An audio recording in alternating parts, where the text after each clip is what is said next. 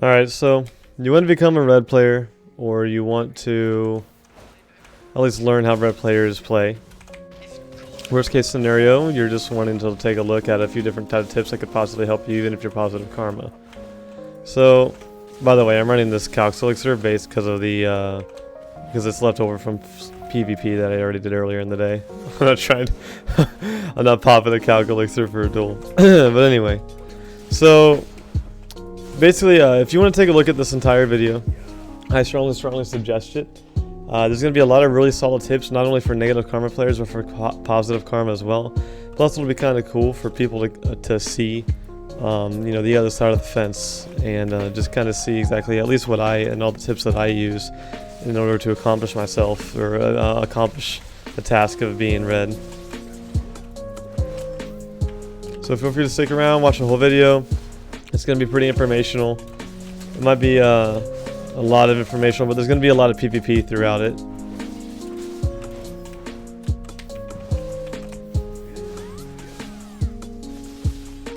How is she not dead yet?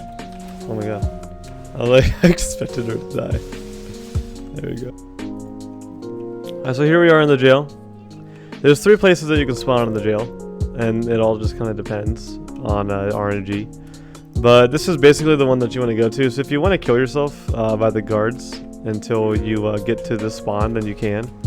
But one thing that I remember mostly when getting out of the jail like this is you want to go straight here. But after that, you basically just keep heading left. Oh god, as much as you can. Am I gonna die here? Holy shit. The warriors aren't really that big of a deal. The biggest problem that you will have are these wizards right here, because they're gonna launch an attack and slap you, and it fucking hurts. But just keep going this way. Just dodge the warriors. Save your your stamina so you can just jump. And you just want to keep heading this way. Keep going left. But it's pretty easy. The biggest thing that you need to keep in mind when escaping the jail is you want to always have pots on you. If you don't have potions, then it's going to be extremely difficult for you to escape the jail. And just be careful when in terms of the warriors and the wizards and everything. These warriors you don't even have to necessarily dodge, so you can just keep running and they'll probably miss you a majority of the time. So save enough stamina, we're going to run up here, and now we're just going to sprint. To go really quick, you just hit shift and then you use space for jumping, and that gives you the biggest distance. And you can even double jump if you're a ninja or a Kuno, which is extremely useful. I went the wrong way, but I went the wrong way. I always do that. Oh no! I always do that. No. I always get fooled by that. Anyway, you want to keep going all the way down the hallway here, and then you want to turn left at the end at the hallway. But anyway, but yeah, just keep going all the way down the hallway. And then it's a very linear path that you can take. And again, you can rewatch this as many times as you need. Like bookmark the what's the word I'm thinking of? The video or something like that, so you can always look. And then there's the ending right there. So it's pretty easy. And then boom. And then we just talk to him and get me out. Bam. That was like what, a minute and 30 seconds maybe? So, and then it should take you all the way back to MUGEN. Pretty easy stuff. So moving on to the next topic, MUGEN. What's the use of MUGEN? So there's a few things that people don't know about MUGEN, right? The number one thing is positive karma players can still go into MUGEN pretty much without any problem at all, and they can attack you while you're inside MUGEN, and you cannot attack them even if you're flagged. So that's one thing that people do not know about, is that I cannot hurt positive karma people in MUGEN, but they can hurt you. Now, if you die here, you can just spawn here again and nothing happens, but still, they can still grief you, so you'll just have to channel hop or just run away if they're here. The guards that attack positive karma players are the ones up here. I still have this debuff on me. But the guards that attack them are these guards right here. They do about the same damage as normal town guards do to you, maybe even a little bit less. So they're not even a problem for geared players whatsoever. It doesn't bother geared players at all. So if you're positive karma as well and you're watching this, then you can still access the stable keeper even if you're positive karma. So if your horse is here or camel or whatever, you can still talk to them and call it. So you'll be safe, and you'll be safe from the guards and everything, and then you can just ride it on out. So if you're positive karma, then you can definitely find it. Now the way to get to MUGEN is just 2 entrances, and I'll show you really quick, but they're very simple. The easiest way is to either go to Pilaku jail or this villa, or just skirt along Fogan's, and just skirt along the mountain range. If you get to Fogan's, just skirt along it right here. And if one thing about getting around in the desert is if you have a pet and you have a cat or a pet that finds resources, it doesn't need to be fed.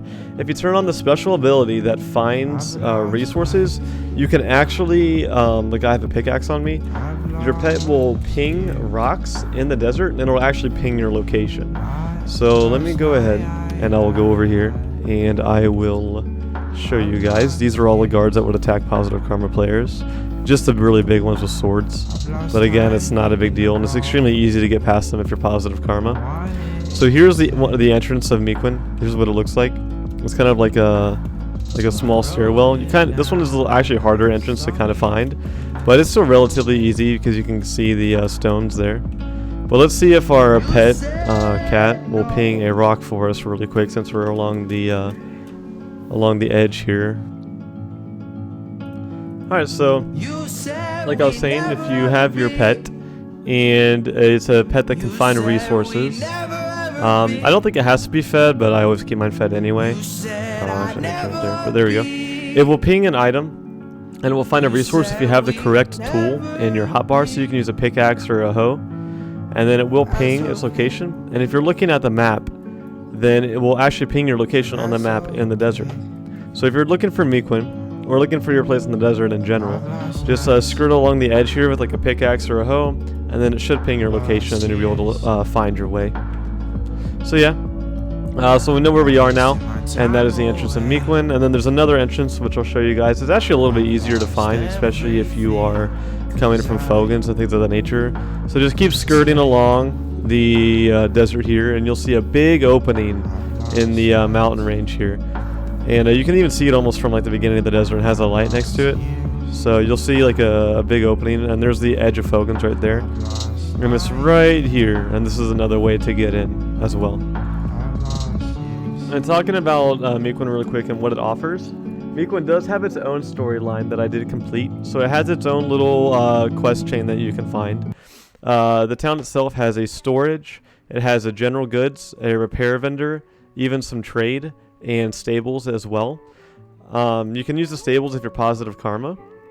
And you can also use, and that's it if you're positive karma, I believe. Nobody else will talk to you. Now, the general goods vendor does have a quest that you can perform in order to achieve a buff.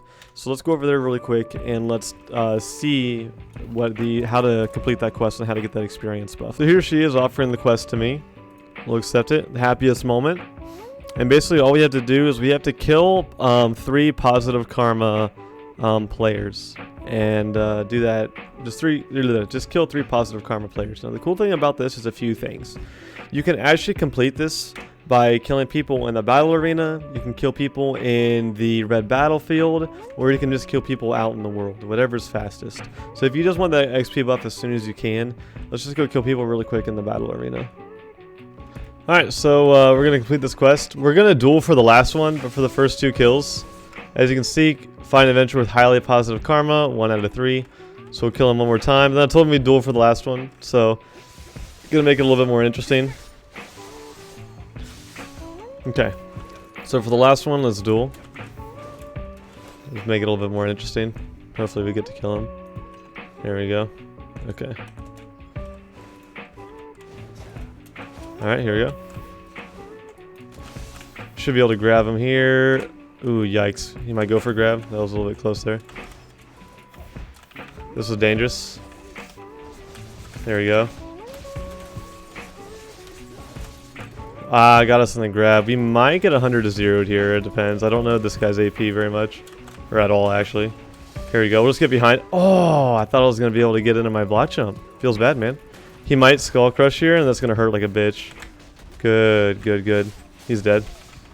I was a little bit nervous that his clone was going to damage me there. Good fight, dude. Good fight. So we just completed the quest.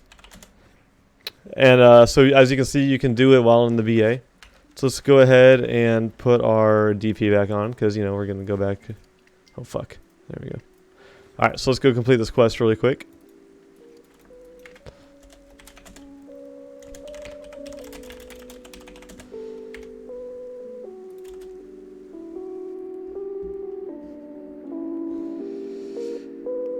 Dear Slim, I wrote you, but you still ain't calling. I left myself, my pager, and my home phone at the bottom. Okay, so as you can tell, the quest is complete, so we're going to go ahead and turn it in. I don't know, it doesn't matter what you choose, whatever. I don't use these potions anyway. But anyway, so we're going to complete it, and as you can see, we instantly get the experience buff. So it's already ticking. So you got to know where you want to go as soon as you complete this quest completely. You also get a little bit of a chest that you can open up, and it has a few things in it that you can get. Most of it's garbage. You kind of just want to get the 100 seals, to be completely honest, and just save those up. So let's put these back into storage, and then yeah, we're good. I'll put that in storage also. So yeah, okay. So that's pretty much all you need to know about MUGEN and the surrounding areas. I'm only going to be talking about the red things, but MUGEN is close to a lot of good places that you can grind, like Fogans and Peliku and things of that nature as well. So let's go talk about the other stuff about being red as well. Alright, so let's talk really quick about like, a few things you want to have in your inventory if you're going to be traveling through the desert. The two biggest things, and let's just talk about inventory in general really quick. So if you're a red player, you're going to need things, and you're going to need them right on the spot. So in terms of inventory, I suggest to have it very, very organized in terms of what you want out of yourself as a character. For me personally, I actually do life skill on Layvan. I like to gather, especially over here in like Pilgrim's Haven, where I can gather some rough stone in the desert. I actually don't spend a lot of time in the desert, but when I do, I do. So, but Pilgrim's Haven is an amazing spot for rough stone and things of that nature. So I do have a little bit of life skill stuff here, kind of like in its own little corner, and some RBF pots as well. I don't know why I put the RBF pots there, but I did. Over here in the left corner, believe it or not, I do grind sometimes. So I have a little of PvE stuff. And down below, you can tell I have my my crystals. So you're gonna be breaking crystals quite a well, speaking of which, what the heck? Okay. Speaking of crystals, alright, I actually didn't I didn't know I was missing this. That's my point exactly. So you're going to need to replace crystals on the fly if you die. So you're gonna have to make sure you really. So you're gonna have to make sure that you have those things on you at all times and able to replace those, because you never know when you're going to need your to go back at like a GVG fight or something. So let's go ahead and put these crystals back in our gear, and then bam, there you go. Now I suggest using budget crystals and things that are relatively cheap. I don't suggest buying crystals that are above like 3 mil. I say 3 mil should be your max. I mean, I guess do whatever you think your wallet can handle. But yeah, until you get more experience at least. So, and then you always have stuff in your inventory as well. To handle PvP. As you can tell, this is my PvP corner right here in the upper left hand. I have my gear, I have pots, I need to throw these back down here actually really quick, sorry. I have my gear, I have my elixirs that I can use, I have my potions, I have food buffs, and I have a food that I eat other than my cron meal as well to get that health experience, and some shock elixirs, so basically cheap versions of draft to give me my crit.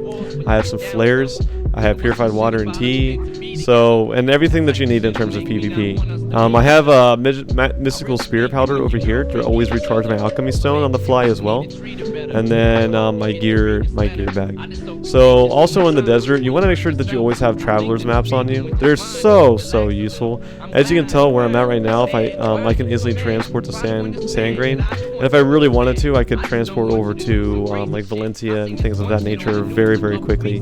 Not only does it help in the desert, but actually helps like in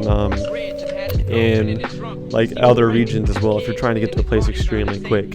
A good reason for this to use a traveler's map is in like really clutch situations in terms of when you die as a red player in the place that's not in the desert. Obviously if you die as a red player in the desert, you'll go straight to jail. Now when you die as a red player in other places of land, and you click to respawn in a node anywhere else in the world, if you respawn at node, if you click the option to respawn at node, you will respawn at a random node. It's going to be in the general vicinity. So let's say I died right here at Central Guard Camp, and you click respawn at node.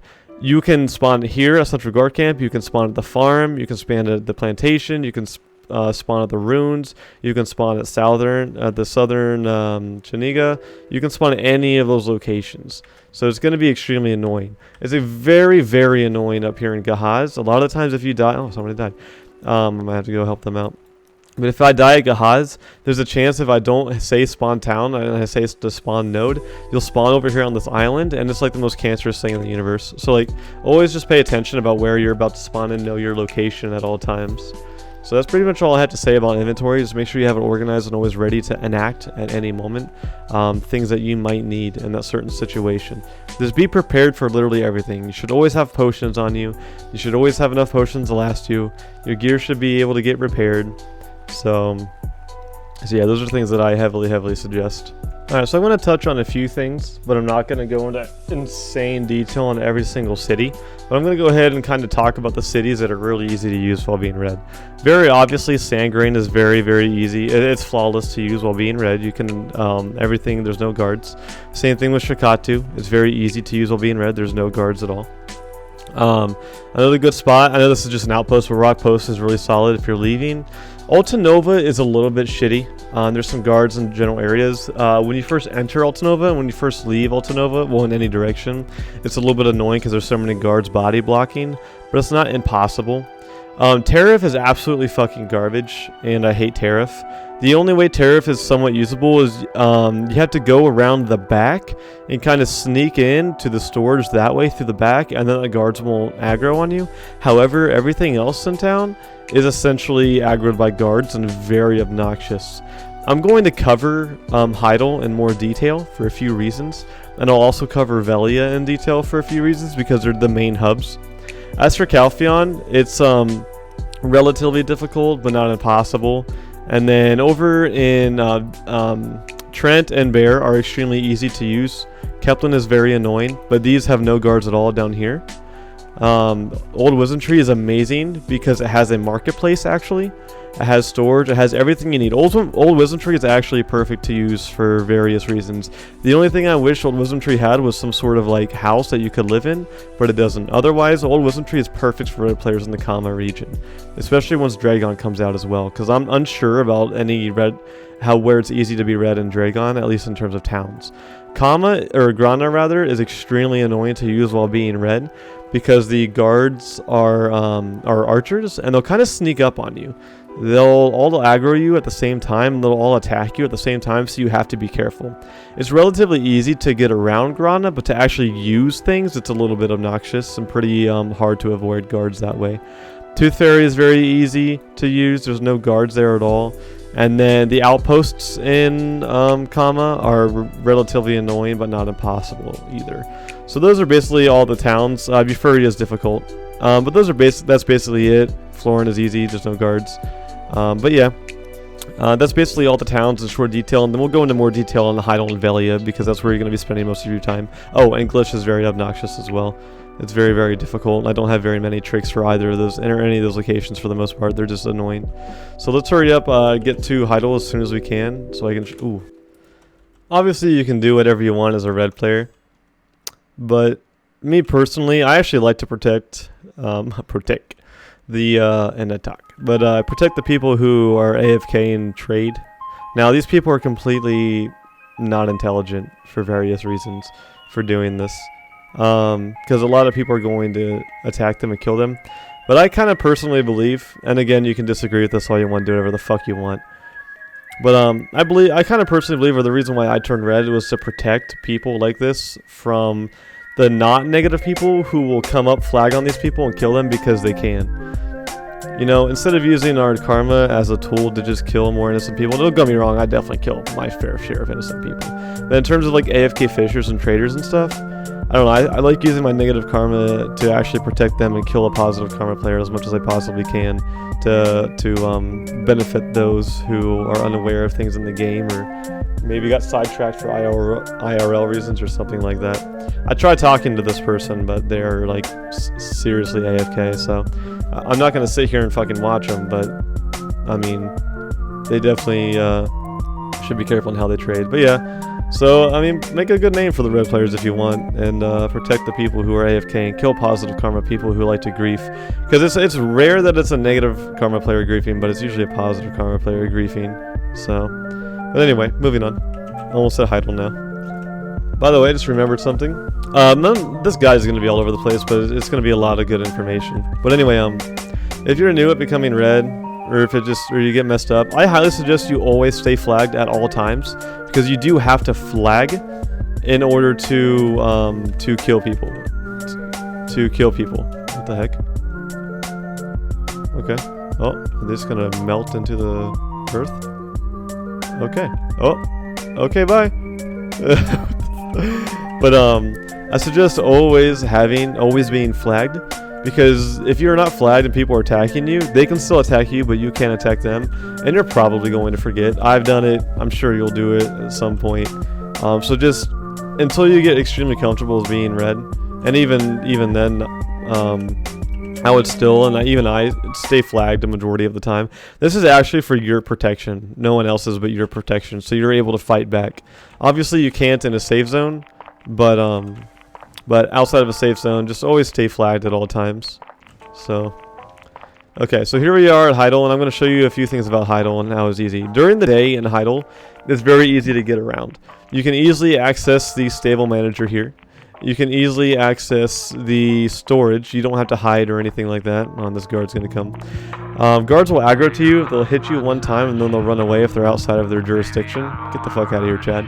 So just be cognizant of that, and that'll get you out of menus and everything as well. But during the day, you're going to have to... You can just stand by the storage and get into this mob. You do have collision inside of a safe zone as a red player. So, but you can access the storage during the day, no big deal. But at night in Heidel, at night in Heidel, there is a guard here, and he will hit you and not allow you to access the storage. So a way to fix this is if you go to settings, and this works for a few places, and you go to mouse movement, we'll do mouse, let's see. Alright, so use mouse to move. So turn that to on, and what happens is if you're able to, you hit control and take your mouse out, right? If you can find the storage manager, it's a little bit difficult on some channels because if there's a lot of people, but if you find the storage manager, then you are going to be able to access the storage from on top of the roof. And what this allows you to do is the guards will not be able to hit you, but you will be able to access the storage. So this is extremely obnoxious when there's this many people. I wish that they kind of came up with a different system to where there wouldn't be 75,000 people here at the storage manager processing. I would kind of wish they made like a building that people could walk into and process anywhere inside of it. So I might switch to a channel that has a little bit less people. It's sometimes not too bad to get him, but if people are placed the right way, then it's like super obnoxious. You get better at it. People are kind of placed strangely. So speaking of Mudster, we'll go ahead and talk about that really quick while I'm trying to find this guy, the storage manager. Holy hell. But maybe it's a little easier to do it this way. But so world bosses, the change with world bosses and field bosses. Oh, there, I just had him. Okay, there we go. We just got him. There we go. Took me a second. But yeah, as you can see, I can access the storage. It took me a second. But I can access the storage freely from on top of the roof, and the guards will not be able to get to me. So that's really nice and extremely useful. In terms of field bosses and world bosses, now when world bosses spawn, we are safe as a red player in the entire world. Nobody can attack us in the entire world, which is stupid. But nobody can attack us, and we can go do bosses as well. So, however, when Mudster spawns, or Beg, or Red Nose, or Dimtree, when they spawn, they're not a world boss. They're what's called a field boss. PvP is still active during those things, so be careful and cognizant of that. So also in Heidel, that's extremely easy to use as a red player, is you can easily use the general goods as long as you kind of stay to the right here. And then if you stay to the right, oh my god, this FPS, please. You can also use the blacksmith. If you're using the blacksmith, I kind of suggest standing right behind him or in him if you're new and don't have a lot of DP, so people don't get a little bit curious, because people are going to smack you at all times. You have to assume that people are going to attack you. You have to. Even people that you've talked to a lot in the game, even your friends, they will try to attack you. If you're going to access the marketplace as a red player in Heidel, you have to do it from the back here and stand on top of it, but then you can access it, and it's pretty easy to access it that way. So really quick, I'm going to run to Velia. The storage and the stable here, guards will attack you for going to the storage and stable here. It's that guy right there. The FPS drop in Heidel is so disgusting. It's very, very obnoxious. So, one thing about houses actually that I forgot to say is, I'm going to go ahead and show you guys here. I'm going to get these guards to follow me. There's a lot of guards on this road here. If you have a house, guards will not follow you inside of the house, even if it's inside their jurisdiction. So let's go ahead. As you can tell, the guards are following me. They'll smack me a bunch right here. They should still smack me. Yes. So, and they should smack me right here at the door as well. I'm almost positive. Indeed. So, indeed, I concur. So if you go into your home, or any house at all, you are safe from guards. They do not follow you in homes at all, so that's beneficial to you as a red player. So, okay, so let's go to Velia, and I'll show you some Velia real quick. So as we're riding to Velia, I'll talk about tiers. So now, because of the new update, Elion's tiers and just whatever tier you have, tier of blessings, whatever they're called, red players can now use these, and they will not lose experience upon PvP death. You used to lose experience as you died in PvP, and even if you tiered, you lost experience. However, now you can tier and you will keep your experience. So that's very, very beneficial if you want to become a red player before level 61 and everything like that. And now I'm going to be pushing towards 62 since I can tier. Also, you want to make sure, never AFK if you're red, okay? Never AFK if you're red. It's just a bad idea all around. Don't do it. There's no reason to. If you need to AFK, all you got to do is this. Go to the battle arena really quick. Heal up and go to the battle arena, and then you can AFK on the battle arena. Or you can character swap as well. So if you need to AFK, just do those things. Because I promise, no matter how safe you think you are, especially if you've been a red player for a little while, people are going to come and attack you. Okay? They're going to come, they're going to look for you, or if they see you, they're going to poke you and see what's going on. So just be ready for those things at all times, for people to come and get you. For people to come and get you.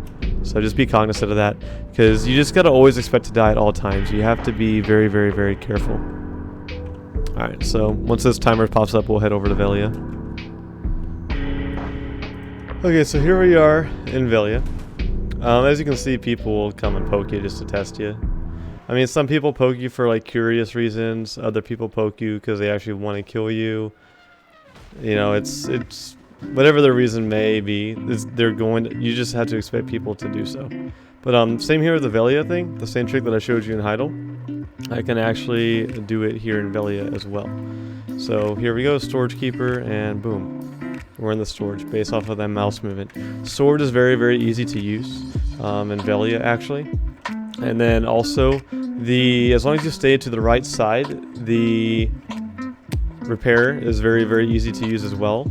And then up here, if you want to access the marketplace, there's some people following. If you want to access the marketplace, you can actually, this event is kind of annoying because it has this rose grate over it, which so it's kind of, hopefully that'll go away soon. But you can access the marketplace as well very easily, and access it that way, which I just said. But anyway, you know what I'm saying. But yeah.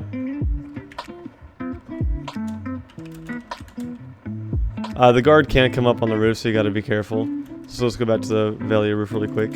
So that's about it when it comes to Velia. That are about safe spots. The other safe spots could be a few different things, but the general goods isn't. The other general goods isn't. The stable isn't. Those are just as little areas more or less safe. You can go. It's a safe up here to repair your gear. If you want to go up to the skilled trainer, it's pretty safe. So, and one thing that I want to push as well is it's not a bad idea to have a home to store your buffs in order to get like to repair your gear, repair your stuff in different types of ways. If you do not have a tent, this is exactly what I'm talking about with people wanting to poke you for various reasons.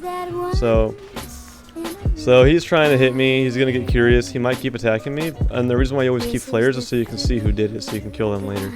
So Cherry Bomber. Next time I see him, I'll probably poke him a little bit and kill him just to kind of get him back. But and as you can tell, he's just testing. Like if I had my AP set on, then I would have died most likely, depending on his AP and accuracy. So just always be prepared for that. But yeah, so things like if you do not have a tent, because tents are extremely useful to repair your gear and things of that nature, at least have a place that you can have a house to repair your gear. So like if you use places like Western Guard Camp with no guards, but if you have a home in like the various locations, like have a home, you know, up here in the mountains like I do, or you know, like any of the places that you can have a home, it's pretty easy to repair inside of those areas as well, with the repair things that you can use and buy from the blacksmiths. So one thing that's extremely useful to use as a red player, which I don't have any on me at the moment, so go figure, but extremely useful and that you need to have is whale tendon elixirs. Now I strongly suggest pre-ordering these and having these on you. Tough whale tendon elixirs is what you want. You can go normal whale tendon elixirs, those are fine too. But always have tough whale tendon elixirs on you. What it does is it increases your damage reduction by 125, which basically makes you unkillable in most regards for a certain amount of time or a decent amount of time. So what you want to do is if you're ever in a dangerous situation, that's where you want to pop them. I usually have them in my 8 key right here. So like if I undrag this, I usually have them in my 8 key. And then so if I'm ever about to die from an extremely dangerous situation, I'll pop that whale tendon elixir and then we'll be good to go. And another thing is whale tendon potions as well. So let's go ahead and go to consumable really quick.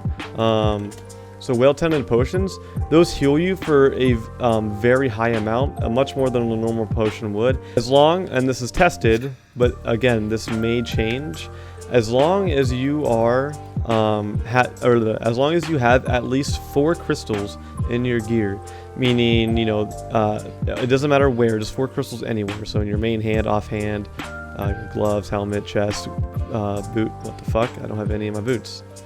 Where'd all my crystals go?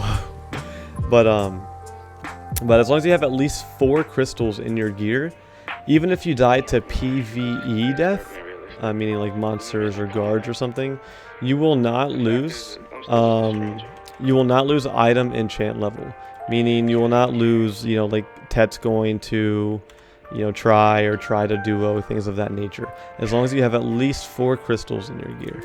So you want to make sure that you always have crystals in your gear. Alright, so we're on our way to a big fight. Notice there's a big fight going down, so we're going to see if we can't go there and crash it a little bit.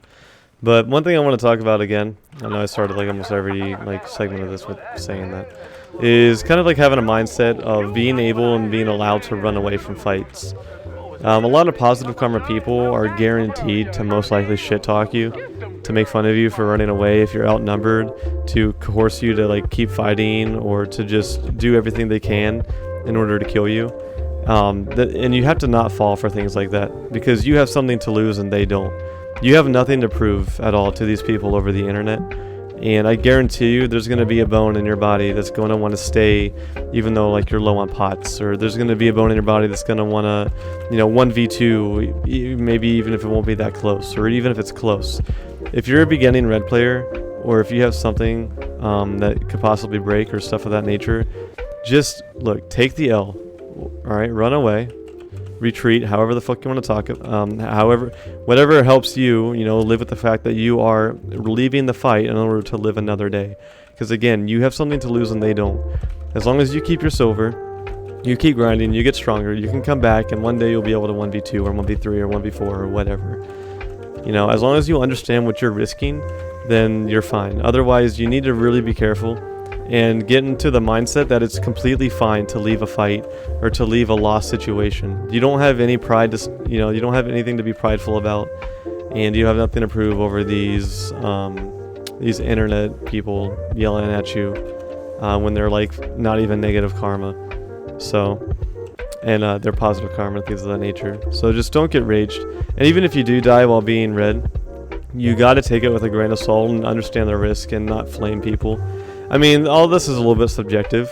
You know, you could obviously do whatever the fuck you want to, but these are just things that have helped me become red. And, you know, I'm a pretty positive person, and I don't really shit talk. So I think it's kind of kept me in a healthy mindset, even though I've been red, and I've died for some pretty dumb reasons. And up here, we're going to be talking about what it's like to participate in like a large-scale battle in like a GVG or an open world. Because when other people GVG, like, they're safe and you're safe if you're positive karma.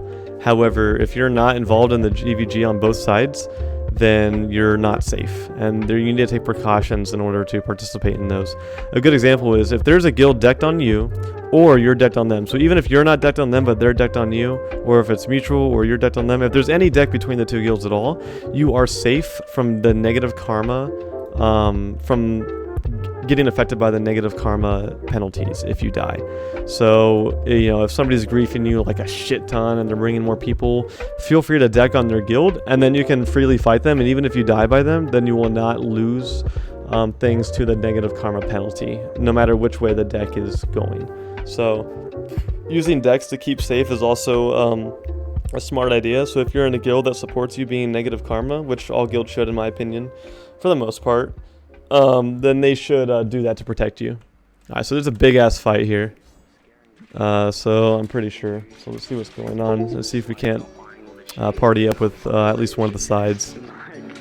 So we're gonna get attacked here most likely, so we gotta be careful. Okay, so we got ourselves into a fight here. As you can tell, I'm asking for an invite to get into a platoon because I want to be on a side. It depends if they want to invite me or not. This isn't my fight. I'm just here for the PvP. However, if somebody invites me into a platoon, then I will fight on their side and I'll fight the enemy. Now, very obviously, if I get killed out here, I will have negative karma penalties and I will lose crystals and things of that nature if they decide to kill me. And so I am participating. Looks like I'm on the Vessel side, I guess? Okay, cool. So I'm going to wait until they get a platoon together, so there's no friendly fire. And then once their platoon gets situated, I'll be able to fight on their side, and their people can't attack me, but I can still help them fight. Now, I am fighting on my own here, so I need to be careful. But this is very beneficial if you're, like, with another guild, fighting another guild, and you don't want to have any friendly fire with the guild. Because obviously, if your guildies are fighting alongside another guild, they don't have a problem with friendly fire. Like, it's not a thing, you know? However, for me, I can get attacked by a guild even if they have friendly intentions. And we're, like, temporarily allied or something, just because I'm red and they don't mean to, because they don't have to flag up to hit me. So this is why the platoon helps that. Let's kill this lawn here. Got to see out of my serpents. So I'm going to sit here and I'm going to super armor. Hope for some health. Oh, I should have V'd. Yikes. This is perfect. Okay, so thanks to my outfit's buff. That was a lot of goddamn people. Holy shit, out of nowhere. So thanks to your outfit's buff, you did not receive the penalty from dying. Oh, I know why I died. My armor broke. Yikes. This is exactly what I'm talking about in terms of being prepared. I should have checked to see if my armor was for the GVG, or whatever this is. I don't know what this is. I just kind of joined the fight. Alright, let's provide some more CC. Another thing that's extremely good to have is, ooh, those got a little bit dangerous there for a second. Hopefully we'll get helped out here. So I can land a grab down on him. Nice. Not enough help. Oop. Let's go ahead and V out of that really quick. There we go. Alright, AFK fishing and grinding for the night. It's going to be a long weekend, but this is the final kill